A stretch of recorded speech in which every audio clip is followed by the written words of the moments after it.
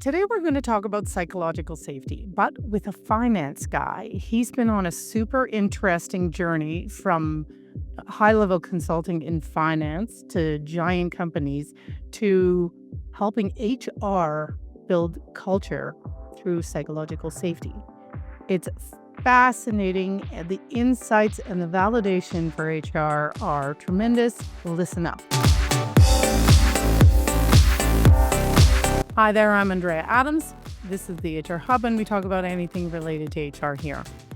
I encourage you to subscribe to the show or to the podcast to keep learning from my amazing guests. So today my guest is again Israel Pych.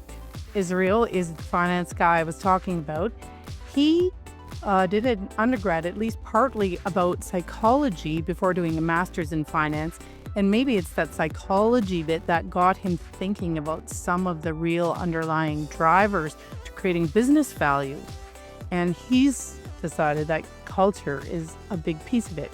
Through that and through all of his thoughts, he created Cratic.ai. And he's going to tell us a bit about Cratic, but also about psychological safety. Hi, Israel. How are you? Hi, Andrea. Thanks for having me. It's such an honor to be here. Oh, man. It's mutual. Uh, so I asked you in the last one, and I don't usually ask the same question twice, but it's so interesting. And actually, maybe it's a bit different. Can you tell me how you got from being in finance with these giant companies to seeing that culture, psychological safety, and HR is a critical business differentiator and a critical element of organizational success? Yeah, well, let me tell you a little bit of my story there. So, when I got into strategy consulting, I started doing something called a PE lens diagnostic. And the PE lens diagnostic was about very pragmatic, rapid cost cutting. That means cutting budgets, cutting headcount, reorging quickly, automating processes. So, there's like four big things that we would typically do. And I did this methodology across 26 different business divisions at 23 different companies. And as I was doing this, I was mostly doing what we call diagnostic, which is trying to figure out size of the prize, where are we going to make the changes, who's responsible for making that change. While we were doing all that kind of like upper level thinking, I got really interested in how this actually plays out on the ground, what the implementation stuff is like. And as you mentioned, I do have this background in psychology. So, I mean, I have a very keen interest in how human beings are a part of the business and how their relationship with each other and the business all materializes in the value that we get, in profitability of the business. But I had been approaching it from a very pragmatic standpoint, like, hey, like, what are the metrics? We got to go this, we got to, what metrics are the key drivers of value in the business? Let's focus on those and cut everything else. And so my background was actually, I was a part of a team that we would cut culture teams. We would cut innovation teams. We'd cut anyone who couldn't prove that they were creating economic value for the business. Then I got interested in the implementation side. And I was asked to come in and do a large implementation for about $500 million cost cutting program. And so, all the guys had already done all the thinking and put all the books together. It was like, here's the playbook. Here's how we're going to cut $500 million of cost. And what I found was that the way to get that done involved people, lots of people, and getting them on board, getting them to open up, getting them to be kind of more open to the idea of change. And that's where the saying, culture eats strategy for breakfast, really came alive to me.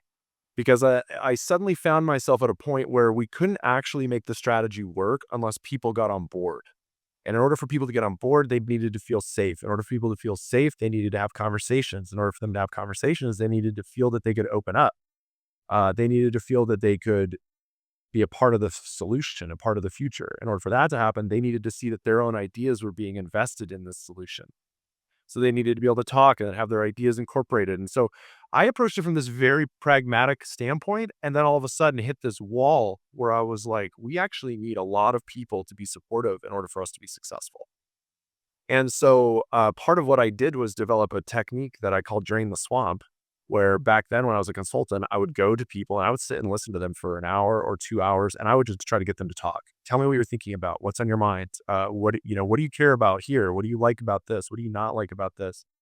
And what I found is that as I would go on these listening campaigns, I call it, where I would just go around and listen and ask people, can I just sit and listen and ask you questions for an hour? We don't need to solve anything. I don't have any problem. I just want to understand how you think. And I would do that over and over and over. And I found that that was actually shifting my program forward. This change program was happening much faster because I had so much buy-in because I was listening so much. And then it started to occur to me that what I was doing was actually called culture. And at that point, I just believed, well, I don't think anyone's actually figured out a way to systematize this into part of the business. I think this is what different people think it's different people's responsibility, but I don't know how this kind of how to turn a kind of a organization's lights on. How does that actually happen? Except through conversations, through these personal interactions that happen between members of their teams. And so I guess my whole story is that I started from the very number side of it and ended up realizing that the relationships actually were very valuable. But then I still am bringing this pragmatic approach to that. How do you measure the quality of relationships? How do you measure the quality of the relationships in your organization and the health of your organization from that angle as an indicator of what's happening financially? eNPS, you decided, is how you're going to measure the value of those relationships. Yeah, exactly. So there's different questions people ask. I like eNPS because it's been done so many times. For those who don't know, it's a standard question, on a scale of 1 to 10, how likely are you to recommend your place of work to a friend or colleague? It's that question Yeah. asked in an anonymous way. Yeah, so that question was powerful about it is it's been done so many times by so many businesses that there's a lot of research out there now. It's go to Gallup, with Mercer, and Gartner. I mean, they'll tell you the impacts of that metric. So if you move that metric, it has enormous value. If you move it by about a quartile, which is 50 points, that has between $10,000 and $25,000 of value per employee. And the difference between the 10 and 25,000 depends on what the labor cost is of the employee, and also what the net margin is of your business.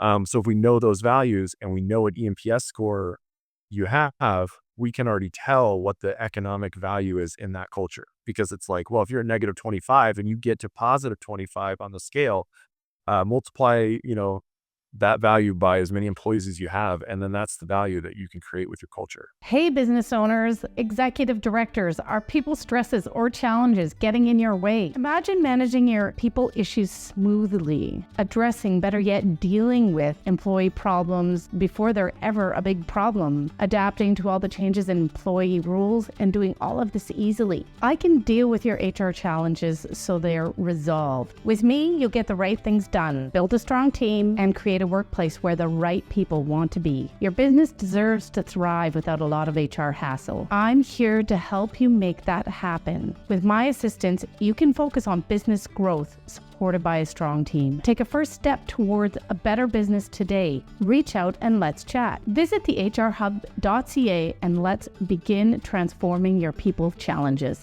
You link psychological safety to culture. Can you sort of dig into that connection between psychological safety and culture? Absolutely. So first of all, one of my big philosophies is that companies have got to figure out how to create psychological safety. Have to figure it out. And it has to be on demand. They need to be able to push a button, boom, create more safety. It has to be that easy. And right now it's definitely not. Tell me what's the solution. Point me to the solution. Ask. It does not exist. It's not a push button demand. The only way they do it right now is by bringing in outside speakers. Outside speakers can create a little sense of safety, but then my theory is once that speaker leaves, or a day or two later when something bad happens at work, all of a sudden that safety disappears. So what companies need to be able to do is they need to figure out how to create safety, and I'm doing it this way because I think of it as an umbrella. You do safety, in my experience, in small groups. But then you can replicate it multiple times. So you can do you can do an exercise, and I don't think it's that difficult to create safety. For me, it's not. And I think for a lot of leaders who figure it out, once they have this in their mind, they're like, okay, this is my technique. This is how I do it. But a lot of leaders don't know how to do it. And a lot of companies don't know how to do it, and definitely don't know how to do it on command. But why it's valuable, there's a couple explanations. Psychologically, we know that when the amygdala is attacked and you have amygdala overload, your IQ actually goes down because your body goes into fight or flight mode. The exact opposite happens when you create safety. Your amygdala relaxes, your decision-making power goes up, your anxiety goes down, your ability to think multiple steps through the decisions that you're making goes up. And that's why I tell an executive or CEO, a leader of a company, if culture, the way it makes money for your business is your employees making slightly better decisions all day long. 2 or 3 or 4% better decisions ends up in 2 or 3 or 4% more net margin for your business. It's almost that clear. And so we can ask employees themselves, how good do you think are the decisions we're making as an organization? And if you do that in a small bubble, they'll tell you, we think we make about, 7 out of 10. The perception, I trust the perception of the employees. If they don't think that they're making high quality decisions, then they're probably aware of a lot of the gaps in the leadership's decision model. And so we trust them. So we ask that small group and we use that as a proxy of how safe do they feel, how high quality of the decisions that they're making in that group. And we want that number to go up. We want to feel like, no, we are an awesome group of people making awesome decisions and we are crushing it. And to get to that, I think is kind of the magic of culture. Yeah. When you were talking there, I was just thinking about, as a consultant or as an employee, those situations where you see or hear or experience people being micromanaged and they start second guessing themselves and they start pulling into themselves and they're nervous and they can't do anything without checking in. They can't and you can just see how the quality, speed of their decision making is collapsing in the face of that sometimes micromanagement, maybe it's bullying. Um, so that just makes so much sense to me.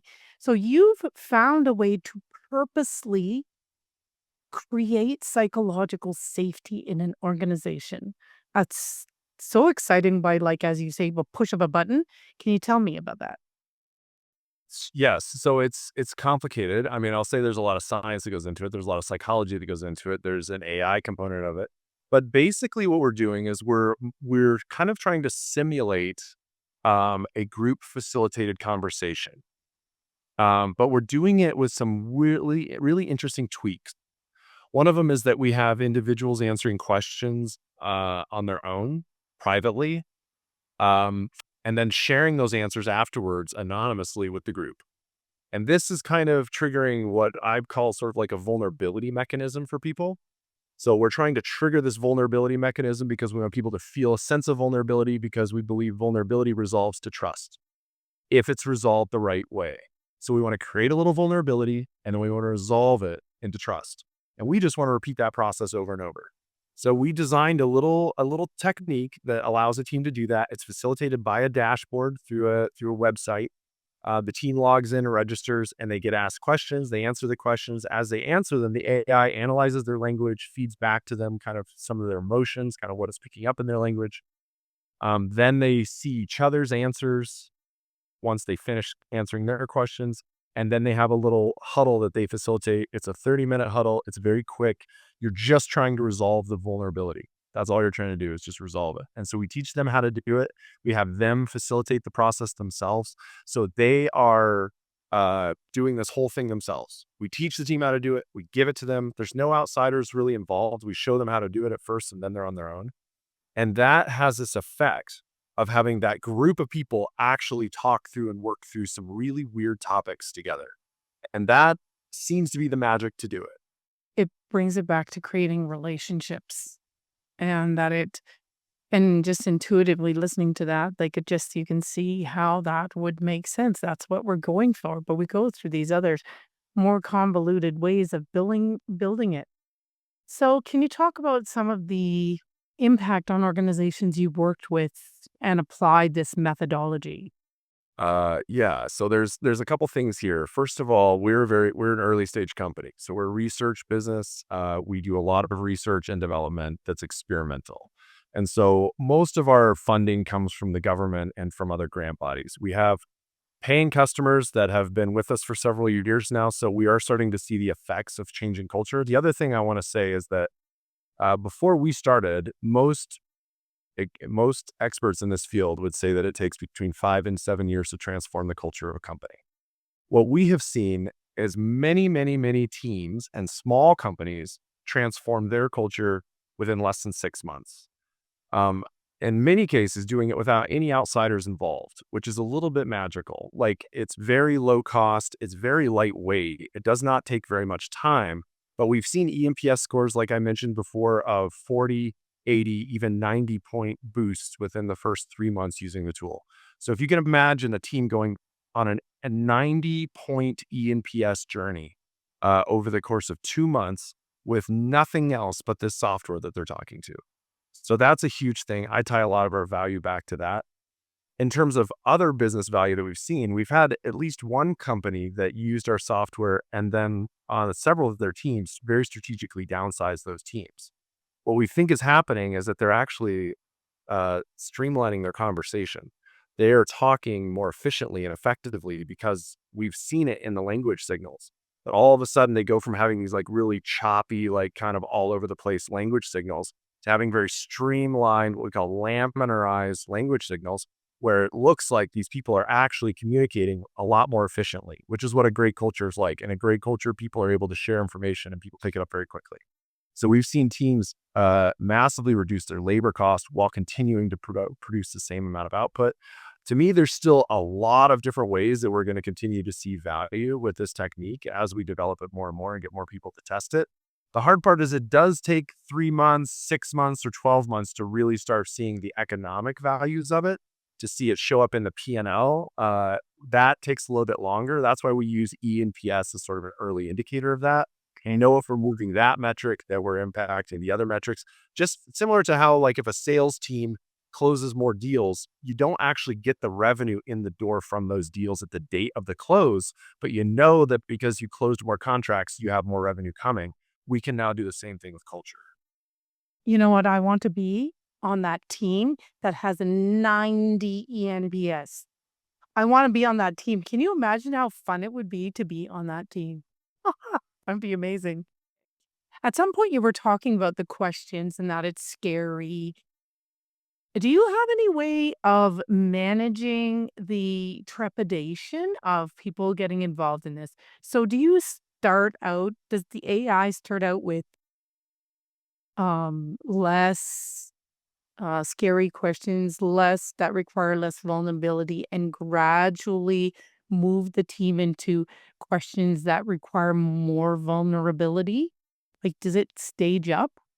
So yes, first of all, there's two parts of that I want to answer. First of all, yes. So we've already done that. So we've organized it so that it's asking kind of more accessible questions earlier and then Yeah. getting into complex questions later.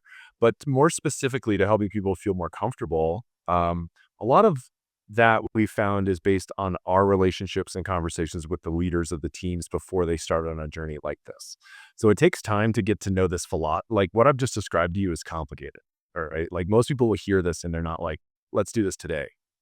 Some people are, but there are other people who just want to learn a lot more about it. And so we did one study with a large consulting company where we actually did an A/B test, where we did a long introduction with several of the leaders of the teams, and then we did another one with a very short introduction where we just basically got them started, kicked them off, and said, "Here's the program, go for it." The others, we spent more than 2 hours doing training with the leaders on what our goals were, what we were trying to accomplish, everything else. And so we went into way more detail in that one. And that to us, I think, was about us building trust, using our own technique basically to build trust with these leaders before they took it on and did it with their teams. The system is set up so that it really is not threatening to leaders. When we kick it off with their team, they'll help facilitate one huddle and then they pass it off to their team and their team does most of the work.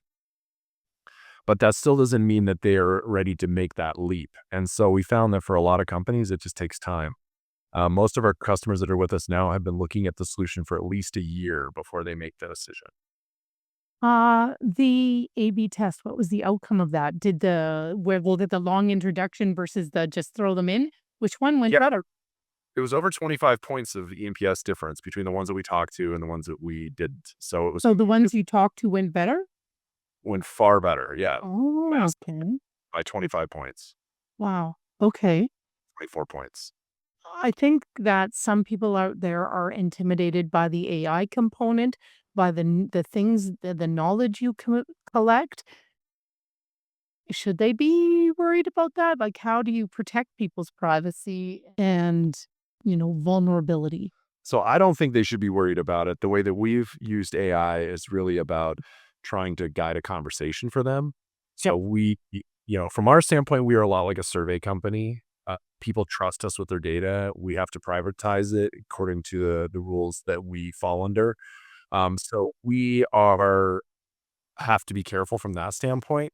But even from the AI side, I mean, we're basically driving a conversation in their group.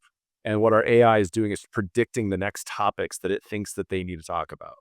So Okay. it's basically trying to pick up on, it analyzes personality types and emotions relative to topics. And so it picks up on like this person's personality, and then how they emotionally responded to different topics between them. And it tries to find routes for them to build this kind of relationship tissue. It's saying, I think there's an idea right here between you two that if you both talked about it, it would cause you guys to sort of bond. We're trying to pick up on this like neuroplasticity idea, the way that neurons fire, they call it, neurons that fire together, wire together. So you're trying to get people to have these sort of like aha moments. It's actually an idea that Tobias Lutke, the founder of Shopify, talks about, which is that he says the way that you create culture is you have employees have a personal emotional experience in the presence of another employee. He thinks that's the mechanism. If they have this experience next to someone else, okay, now all of a sudden we're bonded. So that's what we're just facilitating. So the AI is really just doing that. We don't do anything else with it. I don't know what other value we could do with it. I'm still, I guess, interested in that. I think you hit on something so important there was that idea of having an emotional experience together. So often in business, we try to avoid that like the plague. Huh, my husband's hilarious, or at least he used to be, is talking about, oh my God, are we going to talk about feelings now? Maybe you're not actually talking about feelings, but you're having an emotional experience in talking about something. And I think we're human. Emotions just, emotions are part of being human. I think in the business world right now, that's exciting. This is a frontier of the way that the global business community is working. This is a frontier. We have to figure it out. I think culture is going to become a major formal function of the business. I think it's going to figure out how to validate itself, and it's going to become a huge part of the frontier of business because right now, the leverage of software and systems and assets against human beings is just getting higher and higher and higher. So the human beings who are working inside of these businesses, the way that we emotionally handle things, make decisions and process is huge to the overall value of the business. Humans are the leverage point for the business. Hmm, amazing. Where can someone learn more about Cratic and get in touch with you? Well, I think you're going to post our website. We're also on LinkedIn. You can look up Cratic. It's the same Cratic as in Democratic or Socratic. And then they can email me. That's usually how it starts. It usually starts with a conversation about what's going on in the team, what they're thinking about. We talk about product options, and then see where we go. Mm-hmm. Okay, I'll put links to all those in the show notes. Well, thanks, Israel. That was, again, so amazing. I am thinking about the truth in the statement that we get closer by having emotional experiences together, and that we just are human, and that's just the way it is. Israel and I had another conversation more specifically revolving around culture, and a link to that is right there. Thanks for watching out there, and we'll see you next time.